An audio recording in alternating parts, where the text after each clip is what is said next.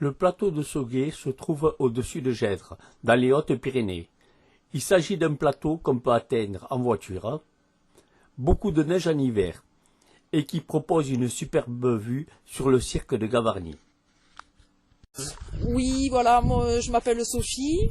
Voilà, j'ai décidé de venir dans les Pyrénées suite d'ailleurs au confinement par rapport au Covid, voilà, pour avoir cette liberté, cet espace dont on nous a privé pendant quelques mois. Et c'est sur Internet que j'ai fait mes recherches.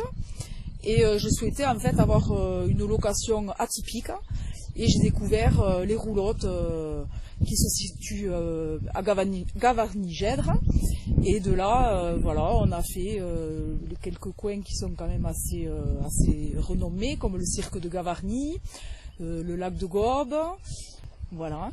Et voilà, c'était pour être à la recherche de liberté, voilà, de la faune, la flore.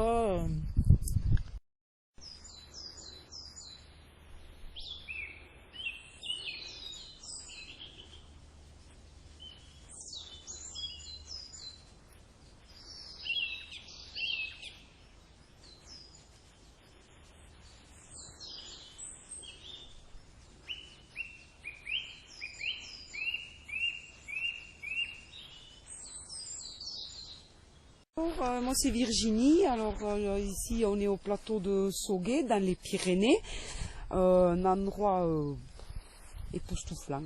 Il n'y a pas de mots. C'est la nature en elle, merveilleux.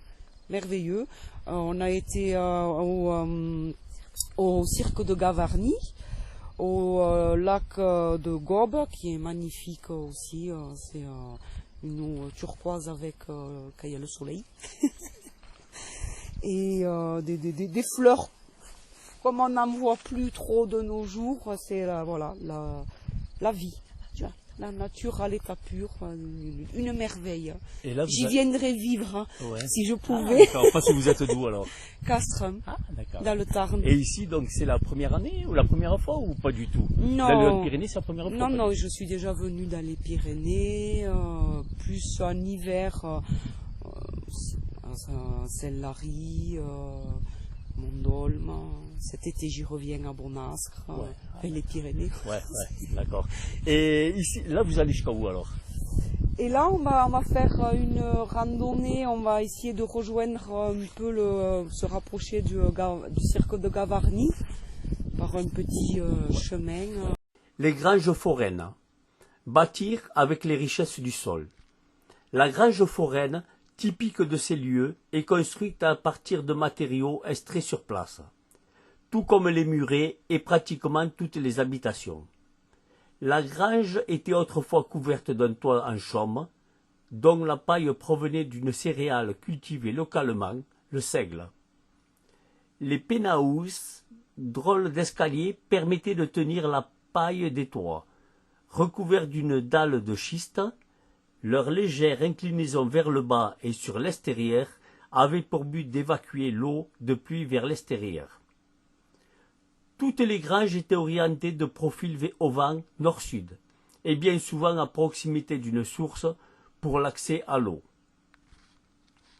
À l'époque, devant chaque grange foraine, un enclos fait de murets permettait de regrouper le troupeau la nuit pour les soins et la traite.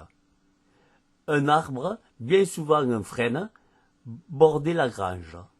Son feuillage complétait l'alimentation du bétail, mais servait également de litière pour les bêtes. En 1836, le plateau comptait 43 granges. Aujourd'hui, il n'en reste plus que quelques-unes dédiées à l'élevage. La transformation des granges foraines en maisons secondaires implique bien souvent des ouvertures plus grandes de fenêtres et la disparition des penaos.